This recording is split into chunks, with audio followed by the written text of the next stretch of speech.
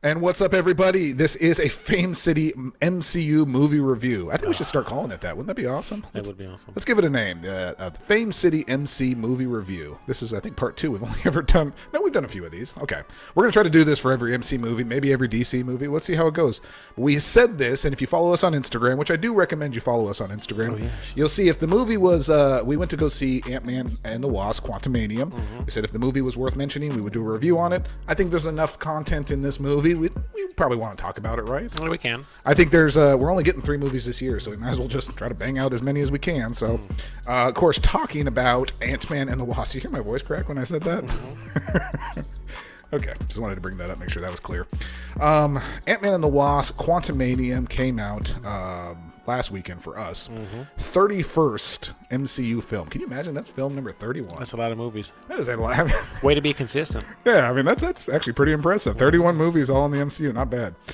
So this is the 3rd movie in the Ant-Man trilogy. Maybe the last one. I don't know. I guess it'll remain to be seen. It definitely left the door open for more movies. Oh yeah. So I mean, there wasn't anything major, or nobody majorly got killed off, unless you want to count. What's his name? Kang the Conqueror? Well, I guess technically yes, but I was thinking more MODOK, but yeah. we'll get into him later. So it came out right off the bat. I want to give you an update because I always start with this. Now, what's good about this is that we mentioned Rotten Tomato several times, especially in these podcasts. We mentioned Rotten Tomato. As of lately, the Rotten Tomato score hasn't always been consistent with how we feel the movie is. And I kind of like that because it's kind of, your opinions are not shaped anymore by Rotten Tomato, because I've walked into Rotten Tomato movies that say they're totally rotten and they're okay, and then I've walked into ones that are great and it's a terrible movie. Yeah, same here. So right now, where it's setting, probably where it's going to remain, at 300 reviews, very different. It's almost like deja vu, because this happened to us again with Black Adam and Black Panther. Right now, 47% on Rotten Tomato, officially rotten. Officially rotten. And I should have brought this up beforehand, but I got to see what Eternals got. I want to see what they're saying is the worst movie. I should have had that ready to go. Somewhere around there. Yeah, I want to say, so what do we say? So 47 is Ant-Man, and Eternals, right, is sitting at 47. They're both tied. Wow, they're both 47s. All right, that's a shame. I don't buy that at all. Audience score was 84%. Very generous. Thank you, MCU fans, for making sure that audience score is always in the upper 80s. If these movies were just based on audience score, they'd be incredible. Yeah. So Ant-Man and the Wasp, we got a lot of people returning. Just, what you expect from an MCU movie. Paul Rudd's coming back as Scott Lang. We got Evangeline Lilly. Still upset she did not make it on the top 5 hottest MCU chicks. Breaks my heart. We may have to do another list, because I really like Evangeline Lilly. I did too back in the past, but even in this movie, she looked like she's aged. I hope everything is okay with her, though, man, because sometimes things happen like this, and maybe they're sick, they're not telling anybody or something, but she looked a little different, bro. Oh, that'd be a shame if that was the case. So even I've seen her now on TV. She's like bald with like little gray hairs coming out. Yeah. So I hope she's all right. Don't Chadwick Boseman us. Please don't do it. Don't hide it and then break our heart. We got newcomer Catherine Newton. Now, apparently Catherine Newton is not the same person from Endgame. I think Worth told me that before I went in there. That was played by Emma Furman. She was the one, more or less the same girl, but Cassie Lang is the 18-year-old daughter. Yeah. Scott Lang. Boy, she's aged. And then some supporting characters: Michelle Pfeiffer, Janet Van Dyne, Michael Douglas coming back as Hank Pym. You got the crew there. It's all there. Good to go. And then, excuse me, I put that in there too. And then obviously the biggest addition would be Jonathan Majors coming in as Kang the Conqueror, which ironically you see him at the start, and then literally you don't see him again for like another 45 minutes. Didn't he seem like he just showed up kind of in the middle of the movie? That was kind of interesting how they treated that. Well, they showed him how he first met, but I'm not going to jump into that right now. So I would say, in general, the biggest complaint I saw about this movie, and the complaint I do have, so I would say it's valid, was the combination of the story and the pacing. That would be the 2 biggest issues I see with this movie. That's how movies get these low ratings. Is the story was a little bit hard to follow. It's one of those movies where a character has to keep explaining what they're doing every 15 minutes to push the movie forward. And usually it was, what's her name? Michelle Pfeiffer's character. Yeah. It was Jenna Van Dyne. Had to monologue something just to keep the thing moving Hope forward. keeps asking, hey, what the hell's going on? Yes. She's like, hey, I'll let you know as the movie progresses. Yes. There was a lot of what's going on. Oh, shit. So, yeah, it was it was a little disjointed. It was almost like if it just had like one more writer and just a more cohesive direction. Ultimately, it came down to Kang the Conqueror had a piece to his chair that can, take him anywhere he wants. Yeah. That piece was destroyed, and now he has to get it and repair it and do it. That's kind of the idea behind it. That's a very loose translation to this story. So a little disjointed, and that was a little upsetting because I'm like, I didn't feel that way for the other Ant-Man movies. Like, they may have not had that interesting of plots, but you kind of had an idea where the movie was going. This one kind of seemed pretty foggy at best, which is a shock because Peyton Reed, the director of all three of them. So go figure. I don't know who wrote the first two, but I don't know if it was the same person. Yeah.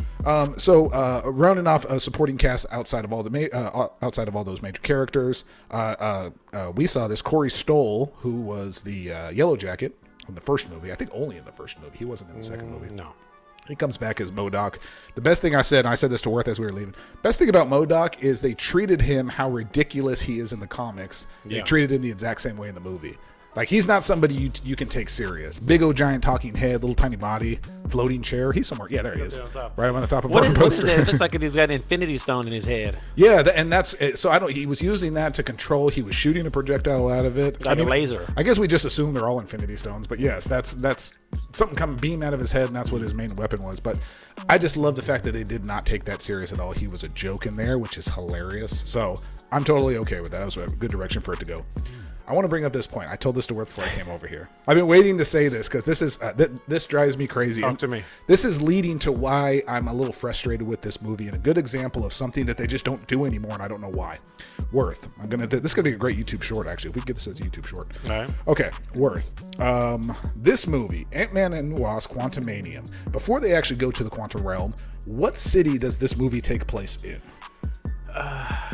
Think about it for a second. It's actually the first two movies. San Francisco? There you go. San Francisco. Beautiful San Francisco, California. I say beautiful, but it's not. But the first two movies were set in San Francisco. This one was. Pretty consistent, right? Mm-hmm. Now I'm just going to think of just another MCU movie. Just give me a second. I'm just going to randomly think. How about Shang-Chi and the Legend of the Ten Rings? Before they went into that one place with the ant and all those mythological creatures, I forgot the name of it. What city did that character take place in? Where did he live? I think San Francisco. San Francisco. Isn't that crazy? We have two MCU characters, damn near Avengers, almost Avengers, but we have two MCU characters in the same city and not a mention of the other one. Yeah. Not a tease, literally Shang-Chi fought 6 guys in a bus going down San Francisco and nothing that can bother Scott Lang about it. Not a cameo, not nothing. That's what drove me crazy about this movie. Yeah.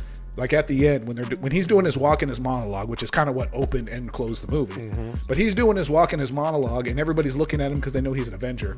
Why? Why could they not stick maybe just one Shang-Chi character right there? Or he's walking by these shops. Yeah. They could have had a TV, and then he walks past, and the TV showing like the 6 Rings logo. Yeah. I mean the 10 Rings logo. Yeah. 6 Rings. 6 Rings. Oh, Michael Jordan. that one too. But yeah, the 10 Rings logo or something as he walks by, it's like, like it's taking over or something. Or okay, I imagine Scott Lang walking down, and then there's a female that passes him and turns around, and it's actually Katie, Shang-Chi's little friend. Turns around, almost recognizes him. That would be fun. That'd be pretty cool. Oh, he walks by a karaoke bar and she's singing. And she's, oh my gosh, why Marvel? See, it's stuff like that drives me crazy. Is these movies don't feel connected anymore. That was an easy layup, and I'm not saying it would have boosted your Rotten Tomato score, but that's the kind of things that we appreciated so much in previous MCU films. Yeah. And I feel like that was a tremendous waste. That's like if Hawkeye and Iron Man both had respected movies, and it was set in Tulsa, Oklahoma, but they never mentioned one another. I'm like, you're literally in the same city. How in the world can you not coexist together? In movie terms, that makes no sense. I could not stand. That was such a great opportunity. It's also frustrating that I feel like they introduced Shang-Chi and they have completely abandoned him since then. Yeah. It's been 2 years since we've had a movie. And there's one movie in the future in development, but there's not even a mention of him. Yeah. Like he was one of the cooler characters you introduce, and Simu Liu, I think that's how you say his name. He's done such a great job portraying him and being a great ambassador for Marvel, and he just doesn't get anything. Drives me crazy. We got to take a look at this too, because and this is where it makes sense with that Shang-Chi statement you just made. Yes. Now the bus scene, that was a big fight. That's something that happened in San Francisco. Yes. But the actual big fight at the end, that happened in a whole different dimension. So nobody even got the news of that fight. Right. It ain't like it was like, oh, there was this big dragon mythological fight that happened. I mean, this was happened somewhere where people don't have access. There was a full-on revolution happening in the quantum realm, and nobody knew it on Earth. Yes, I got that. So, just disappointing on a lot of different layers, man. So it was bothersome that did not happen, but whatever.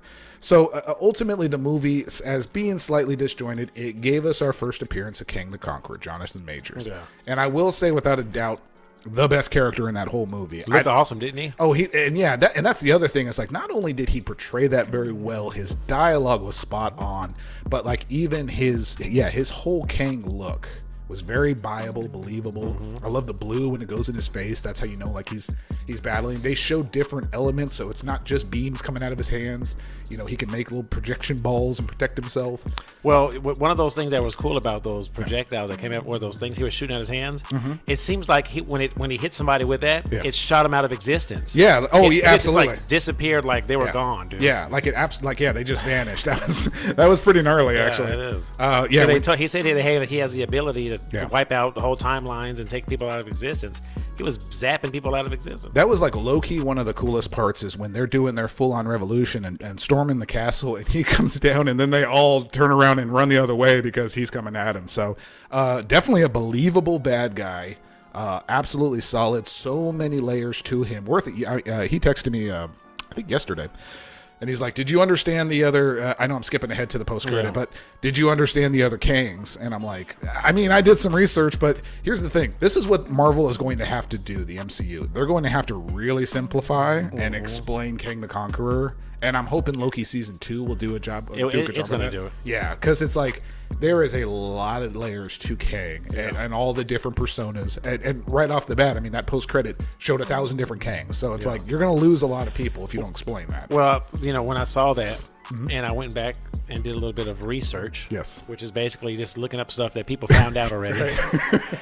So I saw a lot of pictures of the actual comic book scene of those variants all in the crowd with each other, all making different faces and all excited. So they're being true to the comic books, even with that scene specifically. Wow. It was awesome, dude. That's some new Rockstar stuff right there. Without the promotions. Yeah, exactly. And speaking of promotions, I want to talk about ExpressVPN. These new Toms. How about these new Toms? They're fitted. They fit any foot. By the way, did you remember Bill Murray was in this movie? Yeah. Apparently he was knocking down Janet in the quantum realm, giving her that old cock screwdriver. You want to talk about a forgettable character? I don't know how well you use Bill Murray, but it was like the equivalent of basically Jeff Goldblum. It's like they have these people, and they're kind of fun to put in your trailers, and they're fun to say we have Bill Murray in our movie. And then you just like, here he is. You don't have any explanation to him. He's weird. Of course he is. Yeah. And then he immediately gets killed. And I'm like, okay, sure. Thanks, I Bill. totally forgot about him until you just said something right now. Yeah, that's it. No lie. I had to look down at my paper here, and I'm like, oh, here we go. Bill Murray was in this movie. I forgot. Couldn't even tell you his name. But the Grandmaster was way better than him, though. I mean, at least he was a little bit more survivable, I guess. We reached the end of the movie, and we have the two post-credit scenes. It's Mobius, by the way. When Worth was walking out, I was trying to remember last name. He called him Morbius. It's really terrible they have two people that have very, very close names like that. That was close. Yes, but Mobius, that's Owen Wilson's character. So the mid-credit was what we spoke about, all the variants of Kang, and it looks like they're moving somewhere with that. I think that's where the Kang dynasty comes from. Oh, yeah, Victor Timely? Yes, and Victor Timely, which is just an excellent name, first of all. It's amazing. So before we started the podcast today, it started last night. I did Loki all over again. Oh, I watched 4 episodes. Nice. And then the other 2 today, just to kind of follow back up and put it together with this new movie. Yes. And it's kind of making sense, man. Yeah. Okay. Because what he who remains said to the variants of Loki, after if they kill him, actually is making sense of what's going on in Ant-Man, right? Yeah. We have Kang the Conqueror, and he's not even the worst of the worst. Yeah. So we got these other dudes, man. We don't have no idea what they're capable of. Well, if you get a chance, go watch. You should just watch season 1 Loki anyway, because that's actually it's one of the very best MCU shows. That's not saying a whole lot because a lot of them are garbage, but that's one of the very best. And real quick though, when he was explaining to them about his variants, he was talking about Victor Timely because he was showing a guy with glasses with these little sculptures, these little sculptures on his desk in front of Loki and the girl. Oh, I got to go back and see that then. I didn't know that. That's amazing. Well, one of his variants was a guy it was Victor Timely, and they showed him doing some experiments and stuff like that. Apparently, he is hiding in late 1800s, early 1900s, right? Okay. He is hiding in that timeline. And what he is doing is preparing himself and building an army and weapons to fight the Avengers in the real timeline, right? Oh, okay. So Owen Wilson, Mobius, and Loki. Not to be confused with Morbius. They go back. They're the new guys in the TVA running it, right? Right. So they go back in time, in this specific time. Loki sees the guy that He Who Remains described the variant specifically and said, "Oh my God, that's the one. This is one of the meanest ones of all. This is the guy, you know." Yeah, that's why Loki's freaked out and Mobius is kind of just chill about it. Yeah, and if you go back and watch it, you'll see where He Who Remains showed Loki that sculpture of. Victor Timely. So I only watched that one time. That was the last episode. I only watched it one time, and I kept rewinding it today. I was like, "Oh shit!" I left with more questions than I had. I'm like, "What the hell did I just watch?" I don't know what it is. It ended very mysteriously. So good. I'm glad it's a connection. Isn't that weird that Loki is connecting with Kang in an Ant-Man movie? I mean, we're still talking about an Ant-Man movie. That's what I'm saying. At its core, I don't really even think this was an Ant-Man movie. This was a Kang introduction to kick off this multiverse saga, and you just happen to have Ant-Man there with you. You know what I don't like? When they introduced the big boy, the big villain Thanos, there was a build-up to that, right? Oh, for sure. There was a build-up. Yes. There were some movies that showed a clip of him, even though they edited how he looked over time. There was the one movie what movie was it, where at the end, the instant credit, he puts the gauntlet on. Age of Ultron, yeah. Fine, I'll do it myself, right? It's like, oh, shit, damn, we're getting, it was a build-up. Then we got him, and then we got him on the trailer, and we didn't even get the name of Endgame. We had to wait for that. Remember? Yeah. What is it going to be called? Annihilation, this and that. Yes. They're just giving us the names, and they're just throwing big villains out there like that, just wasting them. Yeah, they the marketing. Looking back on that, the marketing was so good. Phase 3, Phase 2, and Phase 3. I'm talking about. Hair sticking up when. I still when I see that original Infinity War. The original Infinity War with them running in Wakanda and stuff like that, and then the first Endgame trailer and it showed Hawkeye for the first time, like stuff like that is like that's a moment that you have. We just don't have this right now. It's just. Yeah, you're right. Like we just got Kang, and then that's it. Now Kang's in a movie, and he's also battled, and he sort of even lost to Ant-Man. So. Not the best. I mean, just imagine if that was one of the baddest Kang. That's Kang the Conqueror. Yes. So imagine if Thanos showed up in the Guardians of the Galaxy movie and he was defeated by Rocket. You know, it's like that's exactly, bro. Like where would you go with that? How do you rebuild a character? So the MCU's got a hell of a. They have the right actor. They have the right character. But damn, they're gonna have to start. I hope there's some kind of spin to it. Yeah, moving forward, dude. Like Secret Wars. I heard there's some shit going on in that one that we got to be ready for. I'll tell you what, some heads are gonna have to start rolling here because we got to make this guy a baddie, a true baddie. Not to segue, but real quick at the end, do you remember the end scene credit when they showed all the Kang variants and the crowd cheering, and then right at the end they showed this monster-looking one. Apparently, that's supposed to be a Skrull Kang. So that's where it goes into the Secret Wars. Oh, he kind of did look like a Skrull. It was a Skrull Kang. Yeah, you're absolutely right. Oh man, see now it's like woo. Again, but we're still talking about an Ant-Man movie. Yeah. It's just weird. It's I'm weird about what could be. Yeah, it's an interesting look into potentially where this now new phase 5, I believe, is where we're at. It could be where it's going, but man, it's definitely got to start knocking it out of the park very soon because you know what? The next Guardians movie is going to come out. I don't really think that's going to have anything to do with Kang. Yeah. The Marvels is going to come out at the end of the year. By the way, that got pushed back. Did you even know that? No, I didn't. That was originally going to come out in like July, and they moved it to November. That's not a great sign, by the way. You put your iffy movies in November. So the only good movie that came out in November was Ragnarok. That was it. Oh, because Black Panther came out in February, right? Yeah, it did. Yeah, the original. Like February, yeah. But yeah, that was the Ragnarok. But again, that's probably not going to have a lot to do with Kang. I'm not even excited for that, bro, at all. Like, no, the Marvels. No, I'm good. We'll still see it, but yes, not super hyped about Let's see that. if the Me Too chicks show up for that one. Because they're going to be so supportive. Yeah, fill that out. So, as usual, as per the norm, Fame City meter for Ant-Man and the Wasp: Quantumania. Shouldn't have been called Ant-Man and the Wasp, by the way. The Wasp was the minorest of minor characters. You said that. I've seen her probably a couple times. Yeah, they didn't have anything to do. Oh my God! Every time they showed her, she was like getting ready to fight. She kept doing the stance. I was like, bro, we can't. She action figure stanced every single time. Let's get her a few lines. Can we get her a few lines? Fuck, dude. She's such a great actress too. Like Evangeline is awesome. So it's like I feel like they swiped and missed on that. I would say Ant-Man and the Wasp. Kang definitely saved a lot of it because I really did enjoy him. I enjoyed the sequence with all the Scots. By the way, that sequence made no sense. It didn't make any sense movie wise. It was just fun to watch, I guess. But I mean, tell me what was the point of that? Why was there so many Scots? I know they kind of half-assed tried to explain it, but they were saying, wasn't satisfying to me. I'll tell you that. Well, where he was going, yes, it messes with your mind. It's trickery, right? That's it messes. It's man. Thinking about somebody just taking a whole bunch of shrooms, right? Okay. Well, that's exactly what happened. Okay. But before we give the Fame City meter, go ahead.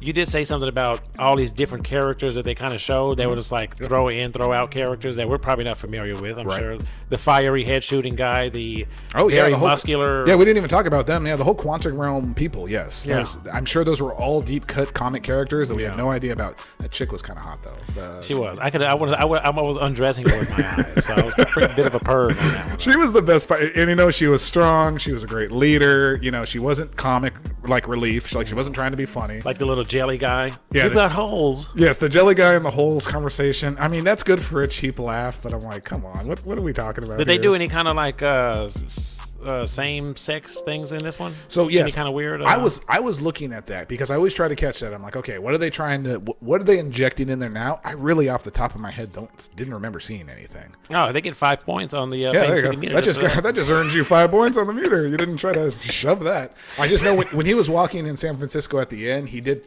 pass a store and it had a bunch of pride flags in the window. I don't know if that. No, I mean San Francisco, but it is San Francisco, so it's like okay. Well, I mean that's probably just on location where they were. You said they kind of went overboard with the "Don't be a dickhead." Oh, the whole the God, that's the other thing. Good. This is influencing my score actually. The score is going to start going down a little now when I'm thinking about parts that I didn't like. The whole "Don't be a dick" with Cassie and the MODOK. That just it was not necessary. It was total cringy lines. It didn't need to happen. And then like her whole, and you said this when her we were walking speech, her 3D speech. Her 3D speech was just, first of all, wrong person to do that speech. If you're really pushing it, she was the worst person to make that speech. And it cannot be, when you have Captain America and Winter Soldier, and he made that iconic speech over the radio, and things are happening. He's doing the voiceover. One of the best speeches in the MCU, that one right there, Captain America, Winter Soldier. It's in the third act. You got to watch it. I listen to that every morning. I wake up, by the way. You should. Yes, absolutely. But yes, Cassie doing the same thing, and basically it was the most wooden, like, yes, and now you got to fight to take back this place. So fight. Oh, that was motivating enough. Let's go and attack. Like, oh my gosh. Yeah. No. Like, no, she was not motivating. And I don't even think it was her. I told this to Worth. I'm like, I don't even think it was her, the actress. They didn't write her very interestingly. They just gave her basic ass dialogue. And it was real bland, bro. Yeah. I don't think it was really. It was cringy, man. It was. So all that being said, did we leave anything out? I'm trying to think now. There's a whole bunch of stuff that went on that was kind of like, Little shout out to Detective Wu, Randall Park. He had a real quick cameo in there at the very beginning when he was doing the card trick and everything. He was in WandaVision. Yeah. Yes, you can throw him in there as a cameo. God forbid we get a freaking Shang-Chi character as a cameo, but no, you want to throw in Randall Park. Sure, whatever. If they would have gave him more lines, it probably would have been more funnier. Yeah, it would have been more better. He's a great character because he's bland, but it's funny. Yeah. Okay, so Fame City meter. This is PS Rocket's Fame City meter. What do I give Ant-Man and the Wasp? I think out of our score is 1 to 10. I think it changes every single time. But I give it probably about a 3.5. Whoa. Yeah, it's low? It's drowning, man. It wasn't great. Kang. If there was no Kang and it was another like forgettable character, holy crap, that would have been bad. But 3.5, man. I didn't super enjoy it. Probably won't see it again. It was very forgettable, very mid. It's only had a few redeeming qualities about it. So 3.5, that's what I get it. The only way it would have been a 10 if we would have had French fry head in there. Oh, if we could have got French fry head. Yeah. Lord. Okay, so what does Worth HTX give Ant-Man and the Wasp Quantumania on the Fame City meter? You know, I'm going to go ahead and hit it with a good solid 6. A 6? Wow. That's 6 is bad. Well, yeah, 6 is bad. First of all. Sure. No, 6 is mid. Well, if we're talking MCU movies, yes. 6 to me, a 6 is bad. Yeah. Now, if we do the previous Ant-Man, where there was Ghost, that to me was more of like an 8.5. That wasn't a bad movie at all. No, it wasn't. It was steady. It had one thing that you like about movies is when they have a steady stream. Yes. You know what I mean? That's pacing. Pacing. Yeah, the pacing has to be right. That's the perfect way to determine a good and bad movie is your pacing. That's the most important thing. Ant-Man 2 had a great pacing. Yes. Great examples of pacing. Captain America and the Winter Soldier, that's a great example. Infinity War had perfect pacing. Endgame had perfect pacing. That played out exactly how it needed to, and it only had a few quiet parts, but it really kept it ramped up. This one was just so disjointed. Yeah, it was. It was like there was slow. Yeah. A lot of dialogue. First of all, a whole bunch of dialogue. Yes. You know what I mean? So it was the dialogue. Six solid 6. I can't keep talking. No worries. I'm gonna go ahead and hit it with a 6. All right. That's being generous, by the way. Okay. I think it is. Yeah. So. So we got my PS Rocket is 3.5. Worth HTX gave it a 6. You should definitely check it out. It's still an MCU movie. So that averages out to about what? Yeah, I was gonna say it's about a 5-ish. No. So was it 3.5 plus 6? Oh, that's 3.5. That's 9.5, and then you divide that into. Do the math in the comments. Let us know what that average is. It's not great. It's about a mid movie. It is Thor Dark World-ish. 4.5. There you go. But go check it out. It's still an MCU movie. It still needs our support, but we are at the most angstiest part that we can be because that's not a great way to start your Phase 5. How the hell did Ant-Man, when he's not known for fighting, right, kick this big swole dude's ass with all his muscles? Lord. Oh my god. Anyway, look at him. You're gonna make me drop my score again. I'm gonna go 2.5. Thank you for watching.